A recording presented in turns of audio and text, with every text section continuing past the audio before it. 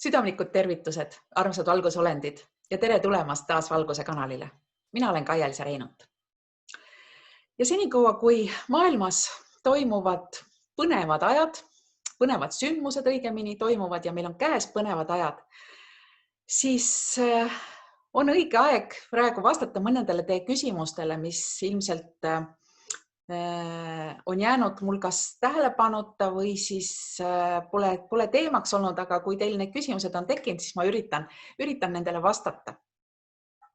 Ja teen seda tõenäoliselt mitmes osas, et siis mitte liiga pikaks ajada seda videot.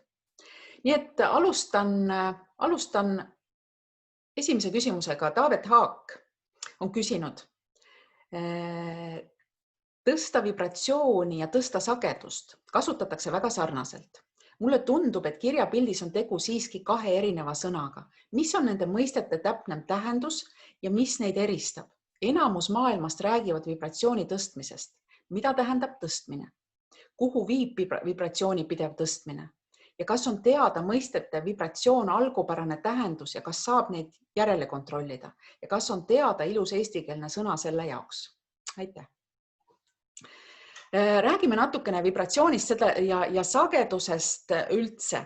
Selleks, et seda teemat käsitleda, mul on olnud päris palju erinevaid kursusi, kus ma seda teemat käsitlen ka ja need inimesed, kes on kursustel käinud, teavad seda juba. Aga kogu see asi põhineb sellel, et vaadelda maailma kõiki aspekte, absoluutselt kõiki aspekte energia vaatenurgast. Energia, nii nagu Nikola Tesla on öelnud, et energia sageduse vibratsiooni vaatenurgast. Ja energia on iseenesest vibratsioon, energia väljendus, et ta on nagu sinusoid. Vibratsioon on selline, kui vibratsiooni saaks nagu graafiliselt kujutada, siis ta on selline üles-alla võnkumine, kui vaadata lähemalt, siis on ta sinusoid selline. Ja sinusoid väljendab siis, nagu ma ütlesin, energiat ja selline mõiste nagu sagedus on kui see vibratsioon on selline üles-alla sinusoid, siis sagedus on mitu sellist lainet või mitu võnget ajaühikus. Näiteks hertz on võnget sekundis. Et kui on aeglasem, nii-öelda madalam vibratsioon, siis on vähem neid laineid sekundis. Kui on kõrgem vibratsioon, siis on ta tihedam, ehk siis selles sekundis jõuab see energia vibreerida palju kordi rohkem. Ja mateeria, nagu kui vaadata materiaalset maailma või üldse seda maailma, et mida madalam on vibratsioon, seda füüsilisem on mateeria ja üldse nagu eksistents. Et mida kõrgem on vibratsioon, seda vähem füüsiline on maailm. Ja näiteks meil on praegu, meie vibratsioon on tõusnud kordades ja kordades, sadades, tuhandetes kordades. Arveldes sellest ajast, ütleme, kui maailmas hakkasid need vibratsioonid tõusma. Mina olen neid mõõtnud pendliga alates 2009. aastast ja olen seda teinud siis oma kursustel erinevate, näiteks reiki ja kristallireiki kursusel ma mõõdan inimese eluvibratsiooni enne ja pärast pühitsust ja ma näen täiesti suurelt vahet mis toimub inimese vibratsiooniga, energiaga ja energiapotentsiaaliga enne pühitsust, et mis ta on enne ja mis toimub pärast pühitsust, kuidas see pühitsus on iseenesest, mis ta on? Ta on õnnistamine. Ta on esiteks õnnistamine, selle käigus avatakse inimese energiakeskused ehk tšakrad ja toimub see energia juurdevoolu suurenemine inimese energia välja. Mis tähendab seda, et valgusenergiat inimene suudab vastu võtta rohkem valgust kui enne ja tema keha hakkab kõrgemal sagedusel vibreerima ja see energia ja ongi kogu see, kui inimesel on kõrgem vibratsioon, siis ta mõistab maailma nii-öelda kõrgemalt sageduselt, ehk siis kui me praegu räägime, on aktuaalne teema, eks ju, 3. dimensioon, 4. dimensioon, 5. dimensioon, sealt edasi veel, et kui inimene vaatleb asju 5. dimensioonist võrreldes selle inimesega, kes vaatleb 3. dimensioonist, siis tema, seda me oleme ka rääkinud juba, et siis selle 5. dimensiooni inimene mõistab asju palju rohkem, palju laiemalt ja ta näeb asjade taha.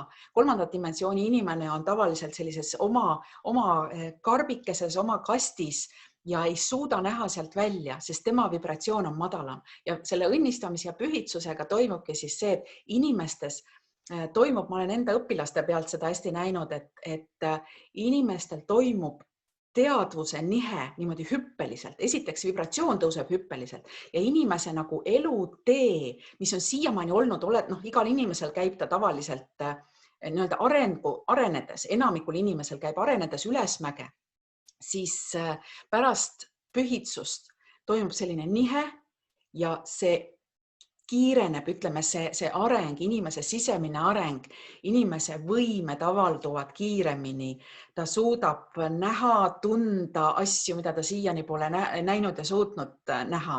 Nii et see on üks selline asi, mida teeb näiteks minu kursustel, mis ma teen kristallireiki pühitsus, klassikalise reiki pühitsuse puhul täpselt sama asi. Me mõõdame alati enne ja pärast seda eluvibratsiooni ja siis on näha see, inimene saab võrrelda enda vibratsiooni enne ja pärast ja see siis avaldub inimese elus. Nii, see oli siis vibratsiooni. Ja teine viis, millega saab energiat ja vibratsiooni mõõta, on laine pikkus. Seesama sinusoid, mis koosneb nagu üles ja alla. Ja seda nimetatakse, seda üles-alla üks nagu võnge, nimetatakse nagu, see on see energialaine ja kui pikk nagu, kuidas ma ütlen, kui pikk on see laine, sellest, mida pikem on laine, seda madalam on sagedus. Mida lühem on laine, seda kõrgem on sagedus. Ja see, oletame, et see on nagu, mõõdetakse ju sagedust ka meetrites, nanomeetrites, et sagedust saab mõõta siis nii hertsides kui ka nagu pikkusühikuga, sõltuvalt sellest, millest sa räägid, kas sa räägid laine pikkusest või sagedusest. Et see oli siis see. Ma loodan, et ma vastasin mingil määral sellele ühele küsimusele, et mis need eristab. Mida tähendab tõstmine? Tõstmine tähendabki seda, et sa muudad laiendad oma teadvust. Sa üritad, esiteks sa tegeled enda sees enda teadvuse tõstmisega läbi erinevate praktikate, läbi meditatsioonide, läbi kristallide, läbi reiki, läbi väga paljude tehnikate. Meditatsioon on muide üks selline, mida igaüks kodus saab teha, mis tõstab tohutult vibratsiooni, meie seda sagedust ja see vibratsiooni pidev tõstmine, see ongi see, mida me oleme teinud siin viimased peaaegu 50 aastat. Alates 1970. aastast, kui mina hakkasin mõõtma inimeste vibratsioone 2009, siis ma mõõtsin nagu ajas tagasi inimese sünnihetke vibratsioone ja see hakkas tõusma umbes seal 1970 paiku, kui hakkasid inimese sünnivibratsioonid tõusma. Muidu olid aastatuhandeid inimestel kogu aeg üks sama vibratsioon olnud, aga nüüd hakkas ta tõusma ja see näitab ka seda, et inimkond hakkas ärkama tasapisi. Et see ongi see, mida me praegu kogeme, ongi see kõrgema vibratsiooni tulemus on see, et meil silmad lähevad lahti, me silmad avanevad, me hakkame nägema asju, mis meiega on tehtud, me hakkame nägema asju, mis on siiani olnud varjatud ja nii edasi, meie võimed avalduvad, meil tekib intuitsioon mingite asjade suhtes, et kui meediast tuleb midagi, mis ei vasta tõele, siis me tunneme ära, kuulge, see on jama ja see on see, mis meil praegu toimub ja miks on vaja ka iseendaga pidevalt tegeleda, on see, et see vibratsioon pidevalt veel tõuseb. See lagi ei ole käes ja kui sa küsid, et mida tähendab, kuhu viib, siis ta praegu hetkel viib meid 5. dimensiooni ja sealt edasi, järjest edasi tõenäoliselt, kui on inimkonnale see ette nähtud, millises sagedusvahemikus inimkond on edasi nähtud eksisteerida, kogeda inimeseks olemist teisel tasandil. Ja üks asi veel, et ma olen siin ise mõtisklenud, et mis oleks, kui me praeguses energias, praeguses sageduses, kus väga paljud on juba otsaga 5. dimensioonis oma teadvusega, siis kui meie satuks praegu, ma ei tea, 100 aastat tagasi, siis tõenäoliselt oma füüsilise kehaga teeks ajarännaku, läheks tagasi 1920. aastatesse, näiteks peale esimest maailmasõda, esimese Eesti Vabariigi aegsesse aega, siis ma arvan, et meie füüsilised kehad ei peaks sellele vastu. Ma arvan, et sel juhul peaks ka füüsilise keha sagedust mingil viisil, mina ei tea neid tehnoloogiaid, aga mingil viisil peaks saama sel juhul madaldada selleks, et suuta nendes energiates olla nendes madalates vibratsioonides. Et see ei ole lihtne olla madalates vibratsioonides. Ma usun, et need, kes on täna ärganud ja oskavad tunnetada energiaid, siis tajute ka madalama vibratsiooniliste inimeste juuresolekul ennast pagana ebamugavalt. See on raske, see tõmbab maad ligi ja selline väga ängistav tunne on. Et see oli siis, et kuhu see viib. Kas on teada mõiste vibratsioon, algupärane tähendus ja kas seda saab järele kontrollida? Ma ütlen ausalt, ma ei tea.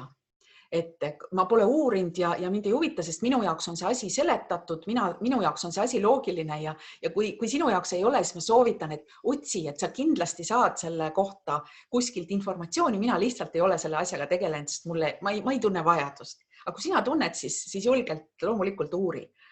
Ja kas on teada ka ilus eestikeelne sõna selle jaoks? Jälle ma ei tea. Kui oleks teada, siis me tõenäoliselt seda kasutaks, ma arvan. Aga sest näiteks elujõu kohta on ju Eestis väga ilus sõna olemas. Elujõud, see on see, mida me kasutame, ütleme, see energia, mida me valgusena inimestena vastu võtame kogu aeg kosmosest, me oleme nagu antennid, siis see valgus, mis me vastu võtame, et sellel on oma nimetus eesti keeles olemas, väga vana sõna. Kas te teate, mis see on? Ma usun, et paljud teavad. Kui sa ei tea, siis ma ütlen, see on vägi. Vägi on see elujõud, mida me saame ja see vägi, see on see meie sees olev asi. Sest eesti keeles on, kui inglise keeles on üks sõna, power, see tähendab ka väge, see tähendab ka jõudu. Aga eesti keeles on nii tore, et on 2 erinevat sõna, see jõud, mis on füüsiline jõud ja teine on vägi, mis on siis see, mis tuleb seestpoolt. Ja see on see, mida meilt ei saa enam mitte kunagi ära võtta. Vähemalt nendelt, kes on tänaseks ärganud ja soovivad pidevalt olla 5. dimensioonis ja jäädagi sellele, nendelt ei ole võimalik seda väge ära võtta. Need, kes on veel 5. dimensioonis, väge saab ära võtta hirmutades. Ja see on see teema, mis praegu, miks on vaja sellest peavoolumeediast eemale hoida, on see, et kuna sealt tuleb ainult hirmu, siis te hoiate ennast madalamas sageduses, ehk siis madalamas vibratsioonis. Ja seda ma siis üldse ei soovita. Ma vaatan, ma jõuan siis ühe küsimuse vast veel võtta, enne kui me teise küsimuse ka. Merike Napp küsib, üks küsimus, kui rakenduvad Nesara ja Kesara, siis mis saab pensionäridest, kuidas nemad saavad ühiskonnale kasulikud olla? Väga hea küsimus. Kui rakenduvad Nesara ja Kesara, siis absoluutselt kõikide inimeste eest on hoolitsetud.